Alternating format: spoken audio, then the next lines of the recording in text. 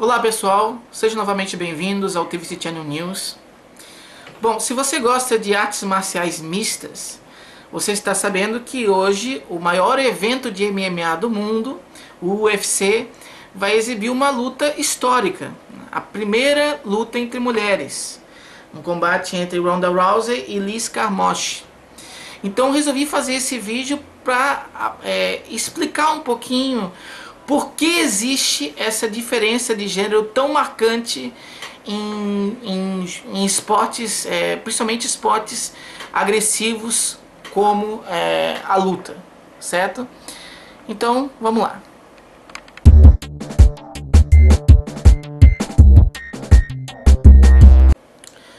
Bom, uma das primeiras ideias que passa pela nossa cabeça para explicar essa diferença de gênero é o preconceito, é o sexismo. Então a ideia de que socialmente as pessoas considerariam que esse tipo de esporte, o esporte mais agressivo e tal, não seria um esporte de mulheres, seria um esporte de homens. Então as mulheres elas seriam inclusive barradas ou impedidas de se desenvolver nesse tipo de esporte e consequentemente se destacar.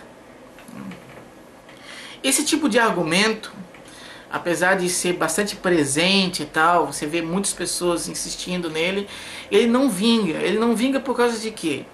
Porque já foram investigadas em várias sociedades ao redor do planeta. Tem uma pesquisa que eu estou colocando aqui embaixo, inclusive, que analisou em 50 sociedades ao redor do mundo.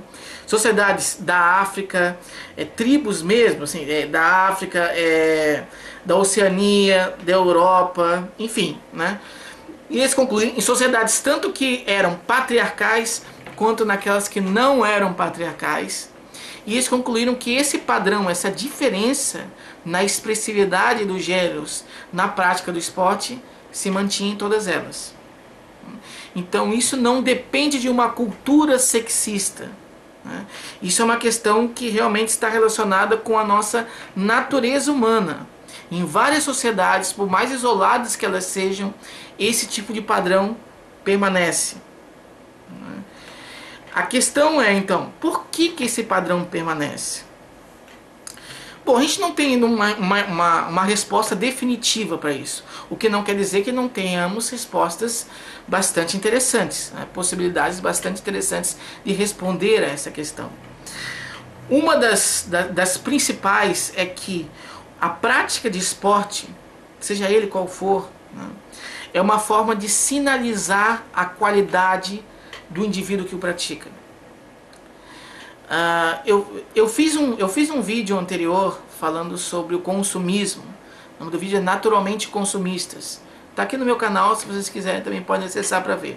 E lá eu expliquei melhor, em mais detalhes, com mais detalhes essa questão, né, da sinalização da qualidade. Então, lá, por exemplo, eu mostrei, né, quando um homem, os homens eles têm essa tendência a gastar, a exibir o gasto e tal, comprando coisas até às vezes desnecessárias, por exemplo, comprar um Porsche, né? Qual a necessidade de você comprar um Porsche, né? Então, esse tipo de carro bastante caro, ele sinaliza a capacidade do indivíduo que o comprou de prover recursos. E a gente sabe que quando uma mulher está selecionando um homem, a capacidade daquele homem de prover recurso é um sinal muito importante para ela. Então, quando esse homem ele gasta bastante, assim, ele sinaliza esse gasto excessivo dele, ele também está sinalizando que ele tem bastante dinheiro para gastar ou bastante recursos para prover, e as mulheres, consequentemente, eles se destacam perante as mulheres. A gente sabe, né, que em todo o reino animal, e o ser humano não é diferente disso, quem faz a seleção de parceiro, quem faz a seleção sexual, não é o macho, é a fêmea. Então são as mulheres que selecionam os homens. Então cabe aos homens desenvolver algumas estratégias, entre elas essa de sinalização, né, para se destacar perante outros homens. A gente chama isso de competição intrasexual. Então eles competem entre eles para se destacar e de alguma forma ficar sob os holofotes das mulheres. E daí as mulheres têm uma maior tendência a selecionar eles e isso aumenta o sucesso reprodutivo. Ok? Então, mas o consumo, né, ele sinaliza a capacidade de prover recursos. Só que nós não somos, nós não temos um tipo de critério de seleção de parceiros, né? Temos vários critérios. E um outro também critério importante, principalmente com relação às mulheres, quando estão selecionando os homens, é o vigor físico, é a força, né? É a disciplina, é a liderança, é a dominação, certo? E o que acontece? A gente já verificou que os homens que praticam esportes são considerados pelas mulheres como mais atraentes em comparação aos homens que não praticam esportes. Teve, por exemplo, uma pesquisa que mostrava a mesma foto do mesmo homem, o que mudava era a descrição dessa foto. Então, numa das descrições dizia que este homem ele não praticava esporte nenhum. Na outra dizia que ele praticava esporte apenas ocasionalmente. Na outra dizia que ele praticava esportes mais corrida e tal, coisas que não tivesse uma competição tão acirrada. E na quarta dizia que ele praticava esportes que fossem agressivos, que fossem bastante competitivos, né? O que eles verificaram é que este último homem, apesar de a foto ser a mesma, a única coisa que modificava era a descrição. Nesse último caso, este homem recebia uma nota, né, ele era avaliado como sendo muito mais atraente em relação aos outros, certo? Então, a prática de esporte, principalmente esportes agressivos, ela tem um impacto muito grande na hora de uma mulher selecionar um homem, certo? E isso não é só para relacionamento, às vezes também pensa que é para relacionamento só de curto prazo. Não, para longo prazo também. Para longo prazo também. Ok? Tem outras pesquisas também mostrando tem várias pesquisas mostrando que os homens eles recebem essa maior nota de atratividade quando eles estão participando de esportes. Tem outras também mostrando que os homens que praticam esportes eles têm maior número de filhos, maior número de encontros sexuais em um determinado período de tempo, né? E que aqueles homens que praticavam esportes há muito tempo, por exemplo no colegial, eles tinham um maior número de parceiras, né? Número de parceiras, certo? Tem uma pesquisa com o Westless também, por exemplo, mostrando que eles dispõem de um maior prestígio social, e esse prestígio social, por ser um campeão de luta, enfim, faz com que as mulheres se encantem mais facilmente por eles. E isso aumenta o sucesso reprodutivo. Então o que eu quero dizer com isso? Quero dizer que faz parte da natureza masculina ter essa maior motivação para se destacar no esporte. Para se destacar no esporte. Então isso não é em função de uma cultura, né? Na verdade a cultura, né, ela é um reflexo desse tipo de mecanismo natural. Então nos parece óbvio que um esporte como esse aqui agressivo é um esporte para homens, né? Não porque nós fomos ensinados a pensar assim, mas porque intuitivamente nós sabemos que a grande maioria dos homens vai ter um interesse maior em participar desse tipo de esporte. Uma outra também uma outra pesquisa bastante interessante para mostrar isso aí, né? Ela avaliou com tenistas. O que eles descobriram? Eles descobriram que após um ano de casamento, ou seja, quando o esportista se destacou no esporte, isso facilitou ele ser selecionado por uma mulher, e ele casou com aquela mulher. Então ele fez um vínculo sólido com aquela mulher, né? Tá, um ano depois disso, vamos dizer assim, o desempenho dele no esporte caía significativamente em comparação a antes do casamento. E o outro homem, que ele não era casado, mas estava na mesma idade dele, a performance se mantinha elevada. Então o que eles conseguiram demonstrar com isso? Inclusive existe uma queda na produção de testosterona depois do casamento, né? Então o casamento seria vamos dizer assim, um sinal de que o objetivo foi alcançado. Mesmo que a pessoa às vezes não se dê conta disso, mas o objetivo foi alcançado. Eu casei, uma mulher me quis, certo? Então isso diminui significativamente a motivação dele para continuar no esporte, né? Para continuar se evoluindo no esporte, certo? Ele pode até continuar, tem pessoas, claro, que continuam muito tempo, mas aquele vigor, aquela ação dele, né, tem uma diferença entre antes e depois do casamento, certo? Então assim, gente, eu quis gravar esse vídeo também, além de explicar essa diferença entre os gêneros, para mostrar que nós não somos... Porque uma crítica, né, que eu até recebo, por isso que às vezes eu bato tanto nessa tecla, até para diminuir essas críticas, mas acabo recebendo também, né, que quando a gente fala de natureza humana, a gente está falando de determinismo biológico. E que nós já seríamos determinados a agir dessa forma, né? Bom, eu já comentei no vídeo sobre feminismo, né, sobre o mito da imutabilidade.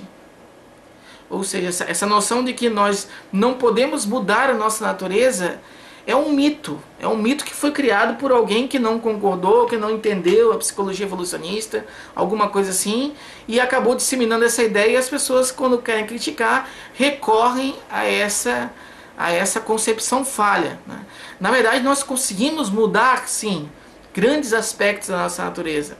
E essa luta de hoje, né, o fato dessas duas mulheres terem se destacado significativamente, porque é um evento bastante criterioso, né, destacado, e vão se enfrentar pela primeira vez nesse evento, isso mostra o quão nós somos maleáveis. O quão nós somos maleáveis.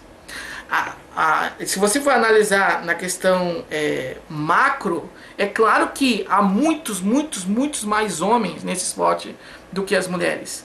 Mas isso não significa que as mulheres não conseguem participar ou não podem participar porque não faz parte da natureza delas. Dizer isso seria uma falácia naturalista. E esse evento ele prova que isso é uma falácia mesmo. É um argumento que não faz sentido. Por quê? Porque estamos vendo duas mulheres de destaque se enfrentando, né? Então isso aqui é um evento histórico mesmo, né? E se você tem acesso ao canal Combate, alguma coisa assim, prestigie esse evento. Prestigie esse evento e compartilhe nas suas redes sociais, porque realmente eu não estou vendo. Eu até um colega meu, Davi, que é muito envolvido com essa questão de divulgar, até desmistificar algumas coisas de educação física e tal, algumas ideias preconceituosas que as pessoas têm, né? Então ele coloca material muito interessante disso no Facebook dele. E ele compartilhou hoje essa informação, né? Mas eu não vi mais ninguém colocando. Eu também compartilhei também, mas então tá uma coisa um pouco ainda velada. Então isso a gente tem que divulgar. Tem que divulgar porque mostra que nós não somos imutáveis. Certo? Nós não somos imutáveis. E para concluir, eu quero ler um último trecho do livro O Gênio Egoísta, do Richard Dawkins. Esse livro, na verdade, ele é... Fugir um pouquinho do assunto, fazer uma crítica que eu já queria fazer há muito tempo, né? Ele é uma bênção e uma maldição para toda pessoa que estuda evolução, principalmente relacionado com o comportamento humano, que é uma coisa mais complexa, mais alvo de preconceitos e tal, né? Porque é o seguinte, o nome do livro é Gênio Egoísta, e as pessoas leem esse livro, parece que só o título, né? E não entendem nada, e daí tiram a ideia de que porque ele fala, nós somos máquinas gênicas e tal, e daí tiram a ideia do determinismo biológico, que não tem absolutamente nada a ver com o que o Richard Dawkins coloca no livro dele. Então, se você for fazer uma crítica do Gênio Egoísta, por favor, leia o Gênio Egoísta. Não é um livro muito grande, tá? Não é um livro muito complicado de se ler, ele é feito mesmo para a população que não tem necessariamente um background em biologia nem nada disso. Então dá para entender a linguagem dele muito bem. Então leia antes de fazer essa crítica. Então eu vou destacar, vou fazer uma leitura aqui do último mesmo trecho. Eu acho que até foi proposital do Dawkins colocar isso na última, para que ficasse mesmo gravado. Só que ele não pensava que as pessoas não iam chegar na última para criticar, né? Mas vamos ver. Então vamos ver o que ele diz aqui. Temos o poder de desafiar nossos genes egoístas de nosso... Temos o poder de desafiar os genes egoístas do nosso nascimento e, se necessário, os memes egoístas da nossa doutrinação.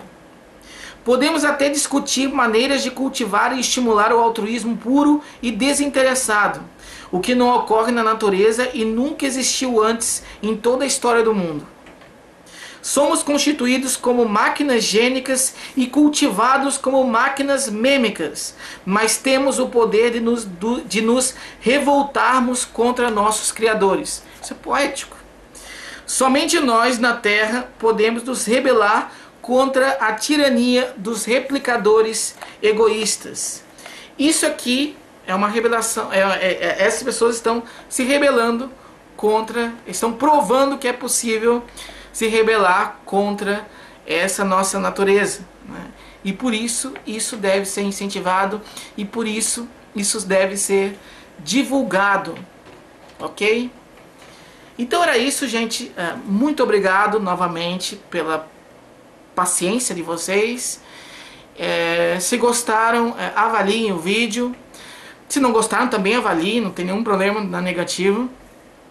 Se inscrevam no canal para receber os avisos e tal de novos vídeos, enfim. Se inscrevam também, quem não tem conta no YouTube, ou mesmo quem tem, eu também criei uma página no Facebook desse meu canal, eu estou colocando o link aqui embaixo, para você poder se inscrever lá também, porque lá, além de eu colocar vídeos, eu às vezes coloco alguns textos, alguma coisa, algumas outras publicações minhas, e outras publicações de outras pessoas que sejam interessantes também, ok? Então se inscrevam na página Thales Coutinho vlog/blog. Era isso, gente. Muito obrigado. Um aviso, né, que eu tinha prometido, na verdade, até lá na minha página, fazer um vídeo sobre as implicações da limpeza, né, por exemplo, lavar a mão para os comportamentos, mas esse vídeo ele já vai vir, tá? Muito provavelmente na sequência desse, mas é que eu achei interessante gravar esse vídeo primeiro, ok? Então daqui a pouco vocês vão poder assistir também aqui um vídeo sobre essa implicação da limpeza para as cognições e as emoções humanas, que é um negócio também bem interessante, ok, gente? Muito obrigado novamente e até o próximo vídeo aqui no TVC Channel News. Valeu!